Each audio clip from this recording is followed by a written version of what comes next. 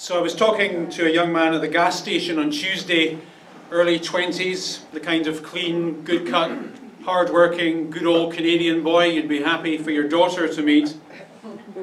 He worked 2 full-time jobs and had no aspiration of ever being able to afford a home. 75 hours a week, and he just can't seem to get ahead. I went to the mall later that evening, and outside the pet store they had a Christmas toy drive for pets. The following morning I met with a woman who was distraught because her stepmother had put her father's ashes out with the trash. And while I was doing that, a 4-month-old baby girl was being stabbed in Etobicoke. Do you ever find yourself saying, "What's wrong with the world?" Last Sunday I suggested to you that in order to properly understand the parts of the Bible that have to do with Christmas, you have to first of all understand that life easily veers towards sadness. I further suggested to you that the Irish writer Oscar Wilde was right when he said that sometimes in life sadness seems like the only truth. Things can happen in your head, things can happen in your body, things can happen in your finances, things can happen in your family that cause happiness to drain away and be replaced with a heavy and profound sense of sadness. So just like last week, I want to start this morning's teaching by showing you a few photos. This first one is an iconic image from the Vietnam War.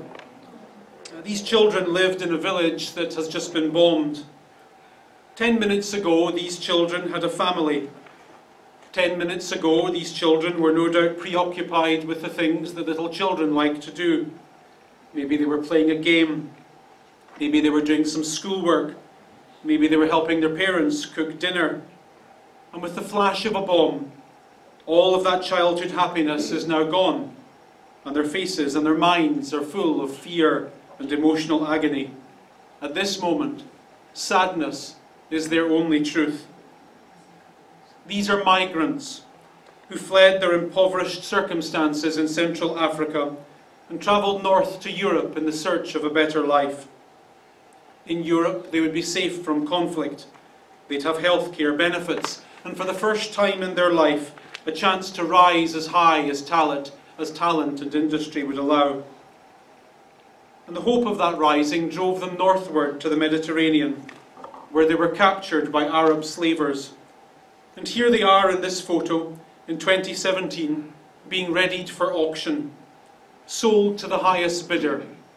The going rate this week, $800 US. They left their homes for a better life and were rewarded with a worse one. They didn't ask for violence to ruin the villages they left. They didn't ask to end up being auctioned as slaves and have all hope drained from them. In their faces you can see a level of sadness that no man should ever know. This is their world now, their reality. Sadness is their only truth. In this photo, a Syrian father bathes his 2 sons in what used to be their family home. A home where children were raised in peace. A home where memories were made and love was shared. A home that has now been destroyed by war.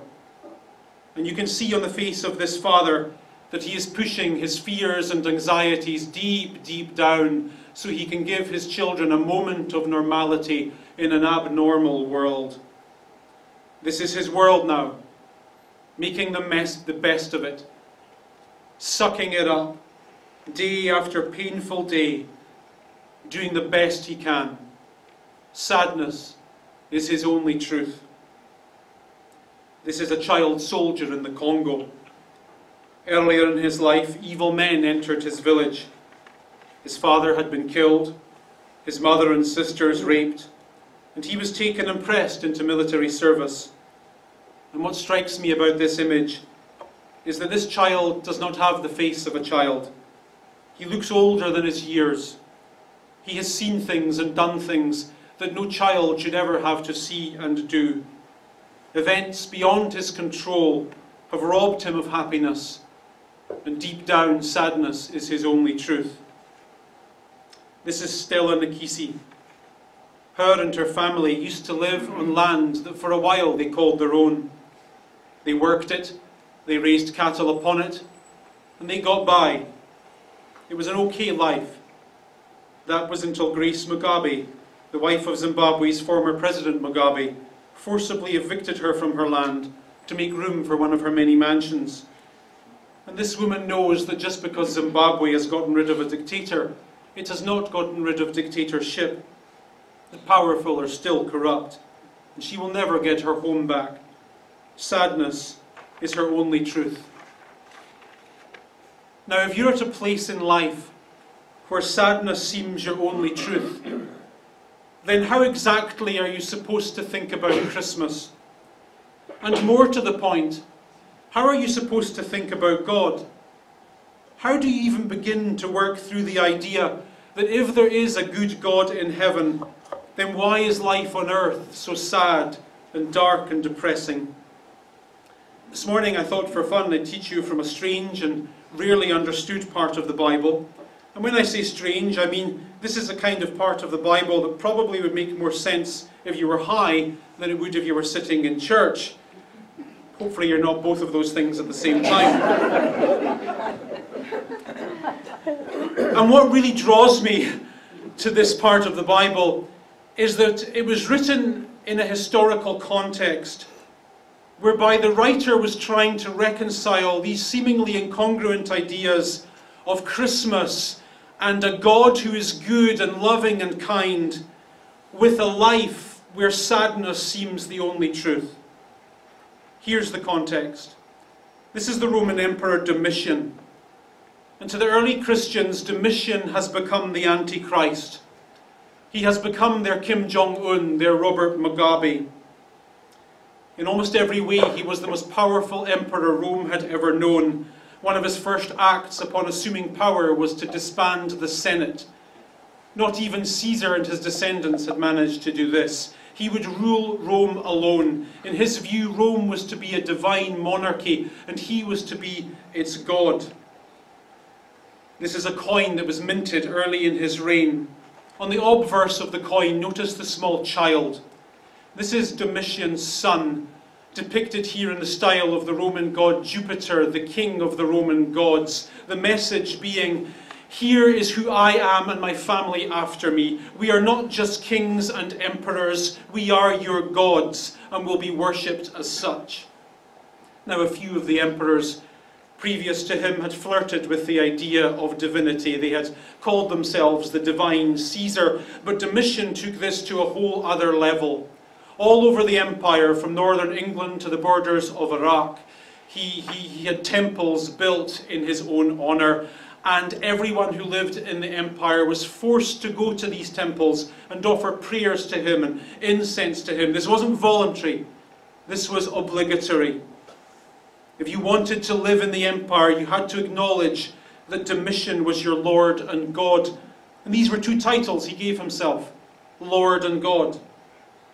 In addition to exercising absolute power, he believed the emperor's role should encompass every aspect of life.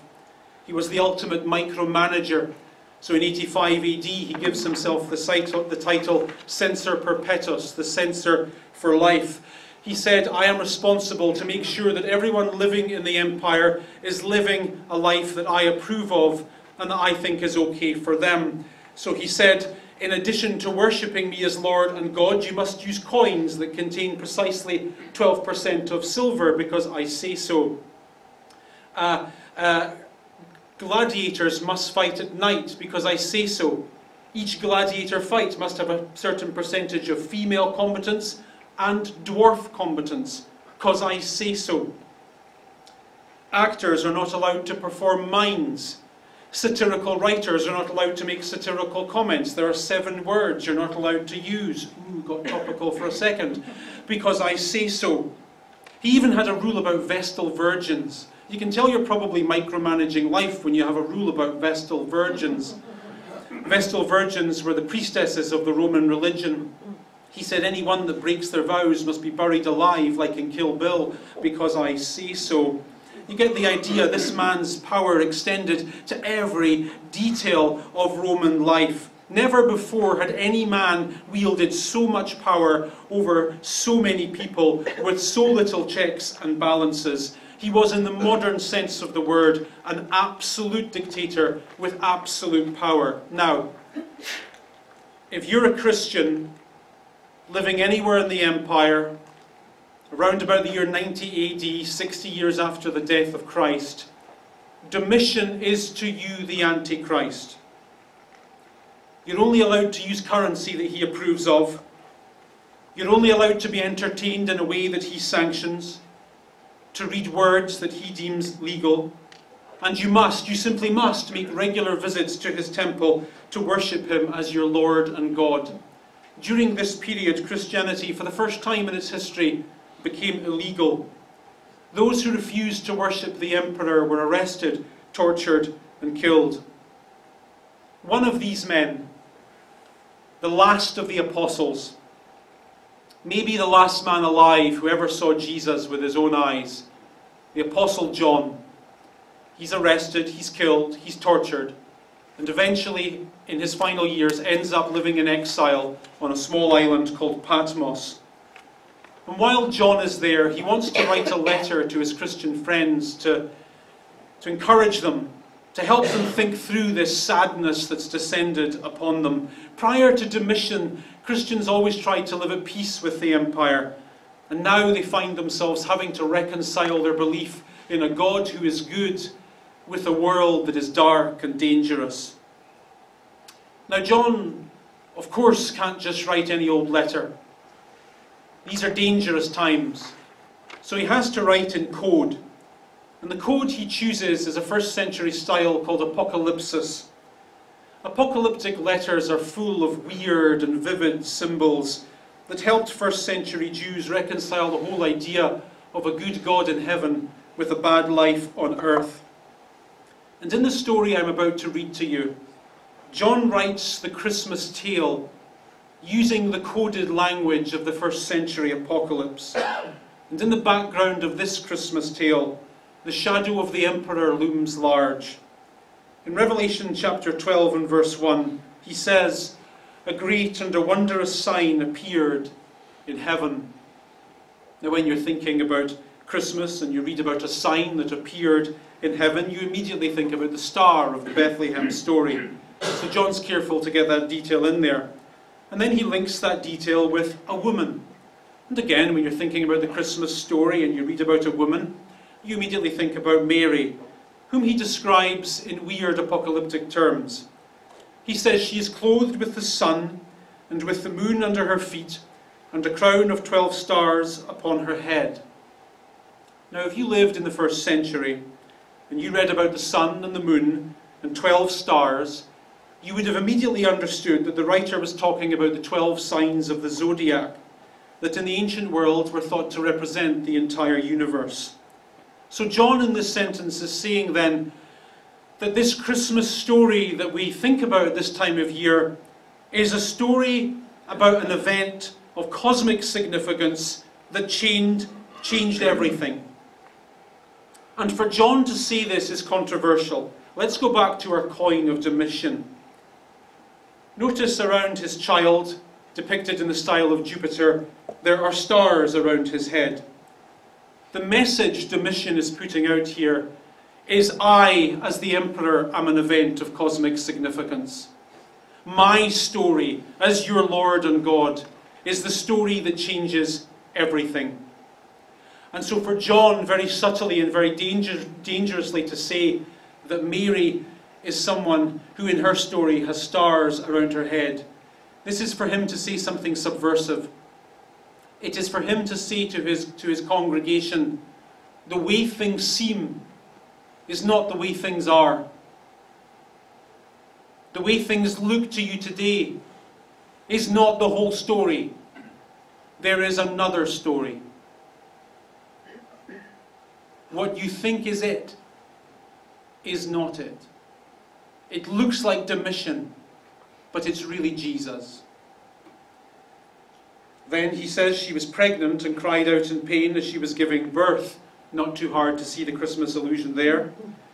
Then another sign appeared in heaven, an enormous red dragon. Now, If you lived in the ancient world and you read a story about a red dragon, you instantly knew that the writer now is talking about something dark and something dangerous and something profoundly evil. And then he says that this particular dragon had 7 heads and 10 horns and 7 crowns upon his head. So in these weird apocalyptic books that come out of the 1st century, the number 7 is symbolic. And it always, always, always represents God. So in the mind of these weird writers, if God had a favourite number, it would be the number 7. So if God was playing the lottery, his numbers would be 7777777. I guess that would mean he would never win. Yeah, it would mean that. Anyway, if God had a phone number, his number would be 905-777-7777. You get the idea.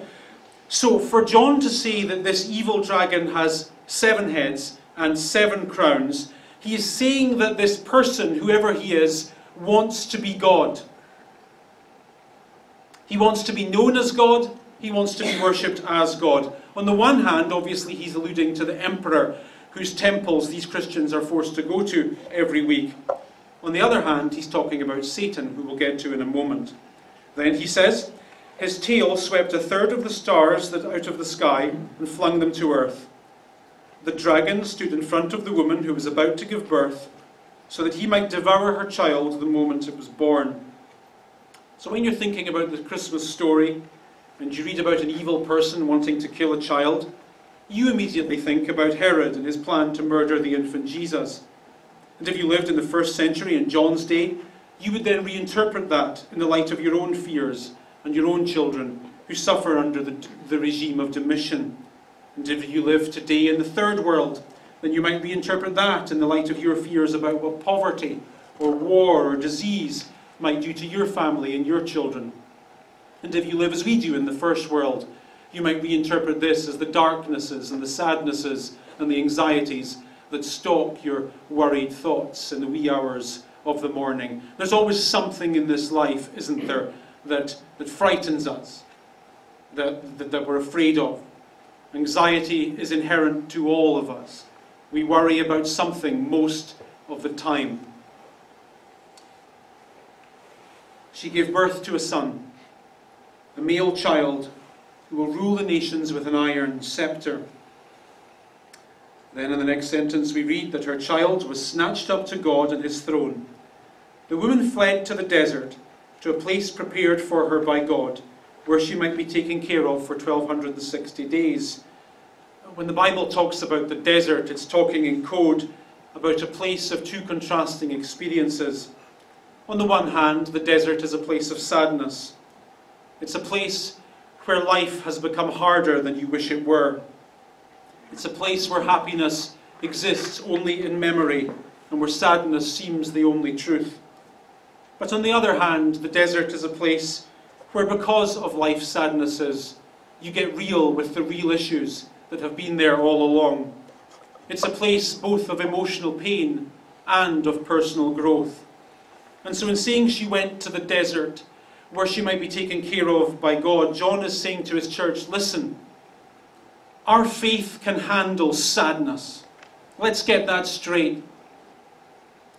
The dark things of life, like anxiety, like disappointment, like depression, like loneliness, like grief, they do not alienate us from the big themes of the Christian story. They connect us to the big themes of the Christian story. They are right there at the heart of Christmas. The irony in the 21st century is that we think that the disappointing stuff we experience at this time of the year, that's actually magnified by this time of the year, alienates us from what Christmas is about.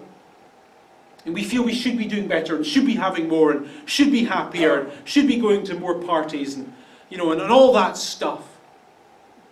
But the reverse is true. All of that junk that you take away if you had a magic wand, that connects you to all of the themes of the Christmas story. And so he's, in saying this to the church, he's saying our faith can handle all of that. All of it. Our faith can take it when life takes a turn for the worst. For in the worst of times, we often know not only the best of God, but also the best of ourselves. Is that not true in your own story?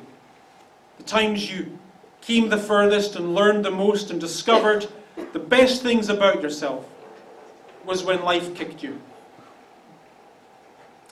Then in the next sentence, we break out into the real weirdness. He says there was a war in heaven and Michael and his angels fought against the dragon. Now that's tough because dragons have 175 hit points. Only some of you will get that. And the dragon and his angels fought back. But he was not strong enough and they lost their place in heaven. The great dragon was hurled down, that ancient serpent called the devil or Satan, who leads the world astray. He was hurled to the earth and his angels with him. So apparently in this sentence we learn that Satan was in heaven, weird, and then something happened and he wasn't in heaven anymore, he ended up on the earth. Then we get commentary on those events. He says, I heard a loud voice in heaven say, now has come the salvation and the power and the kingdom of our God and the authority of his Christ. For the accuser of our brothers, who accuses them before our God day and night, has been hurled down. So, theology here. In the Bible, the traditional role of the devil is of a crown attorney. All those lawyers are evil jokes, there's actually theology behind them. So in the Bible, forgive me, so in the Bible the word Satan literally means the accuser. And in the Bible he seems to have this role of standing beside God all the time, reminding him how much of a loser you are, how naughty you've been, are prone to be, and will yet be, and therefore God should probably just give up on you at some point. So traditionally this is what Satan does. God, look at what a loser they are, look how bad they are, you're wasting your time with them, just give up on them. And so this sentence is unapologetically triumphant. This sentence is saying God has forgiven you of whatever naughtiness and mistakes you've committed, are committing, and will yet commit. And so therefore he's decided he will never ever ever give up on you, regardless of how dark it gets. And therefore he has no need for this person by his side chirping on in his ear about how much of an idiot you are, so therefore he has thrown him from his presence. Then talking about the church, he says, they overcame him by the blood of the Lamb and by the word of their testimony. They did not love life so much as to shrink from death. So this is what is this? This is an obituary for the Christians who didn't make it under Domitian's reign. He's writing this sentence to wives who've lost their husbands, to children who've lost their parents. And he's saying, you know what, they were brave.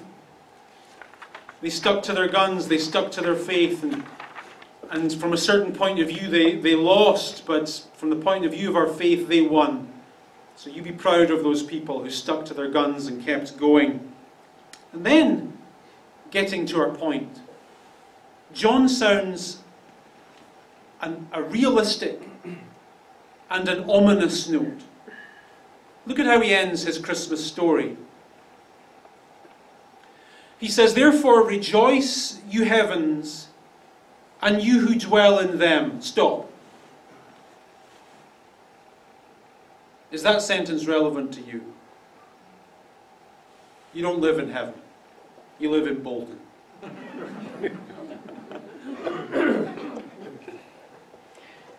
But woe to you on the earth. Where do you live? On the earth and the sea. Because the devil has come down to you. He is filled with fury and he knows the time is short.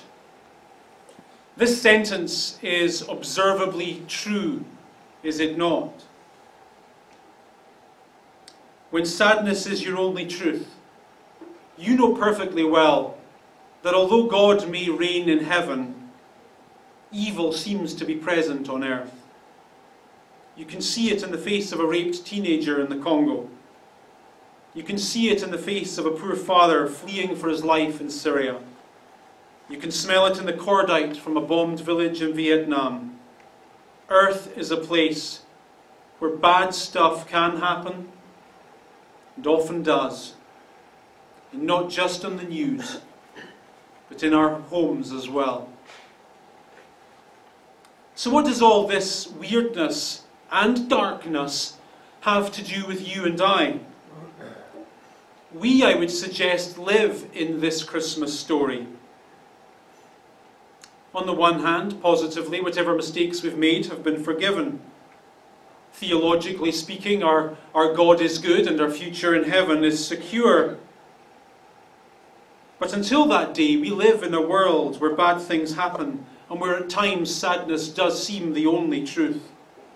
And our faith does not shield us from an ounce of life's vagrancies. But at Christmas we remember that that is not all that is true. At Christmas we remember that sadness does not have the final word. We remember that a light will break into the dark. And until that day we keep on hoping. The Christmas story is always subversive in that way. It matters at Christmas to say, you know what? When life falls down, I can always get up. That I can do. It matters at this time of the year to say that in an economy driven by unhappiness, contentment is always an act of subversion worth following.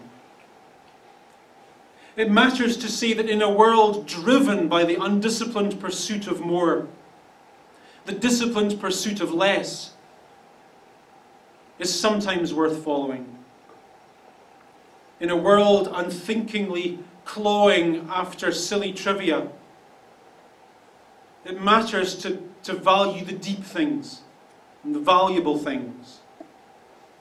Christmas reminds us that reality, however real, is not all that there is. There is always a light in the dark. There is always a hope in the shadows. There is always a joy after the mourning. There is always a not yet after the now. And you never know in life what's around the corner. And you never know. It might just be awesome. Have a great final week before Christmas. God bless you. Look forward to seeing you next time.